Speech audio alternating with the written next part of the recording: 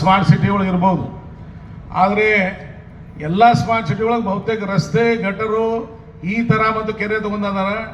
ರಾಜ್ಯದಲ್ಲಿ ಬೆಳಗಾವಿ ಒಂದೇ ಬೇರೆ ಬೇರೆ ಟೈಪ್ಗಳನ್ನು ಮಾಡುವಂಥ ವ್ಯವಸ್ಥೆಯನ್ನು ಮಾಡಿ ರಾಜ್ಯ ಸರ್ಕಾರಕ್ಕೆ ಕಳಿಸಿದ ನಂತರ ಹಿಂದೂ ಇದ್ರಲ್ಲಿ ಕೆಲವೊಂದು ಪ್ರಾಜೆಕ್ಟ್ ವಾಪಸ್ ಕಳಿಸಿದ್ರು. ಮತ್ತು ಇವೆಲ್ಲ ನಮ್ಮ ಗೈಡ್ಲೈನ್ನಾಗ ಕೆಲವೊಂದು ಬರೋದಿಲ್ಲ ಅಂಥೇಳಿ.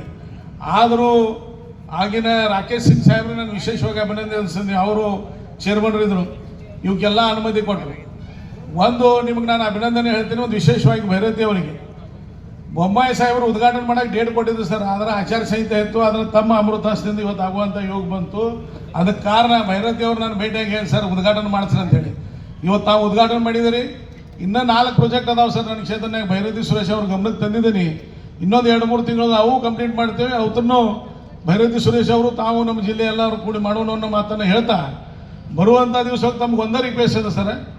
ನಮ್ಮಲ್ಲಿ ಟ್ರೀಟ್ಮೆಂಟ್ ಪ್ಲ್ಯಾಂಟ್ ಪ್ರಾರಂಭ ಆಗಿದ್ದ ಸುಮಾರು 165 ಕೋಟಿ ರೂಪಾಯಿ ಲಕ್ಷ್ಮಿ ಹಬ್ಬ ತೊಗೊಂಡಿವಿ ಸರ್ ನಾವು. ಆ ರೈತರಿಗೆ ಬರೀ 3 ಲಕ್ಷ ರೂಪಾಯಿ ಪರಿಹಾರ ಸಿಕ್ಕಿದೆ ಸರ್. 3 ಲಕ್ಷ ಅದು ಕ್ಯಾಬಿನೆಟ್ಗೆ ತೊಗೊಂಬಂದು ನೀವು 50 ಲಕ್ಷ ಮಾಡುವಂಥ ಅಧಿಕಾರ ನಿಮ್ಗದ. ಆ 85% ಕೆಲಸ ಇದ್ದು ರೈತರು ಇರೋದ್ರಿಂದ ಉಳಿದದ ಸರ್. ಹೀಗಾಗಿ ಸುಮಾರು 80% ಏರಿಯಾನೇ ಬ್ಲಾಕ್ ಆಗತ್ತದ. ಬರೀ 17 ಎಕರೆ ಐತೆ ಸರ್.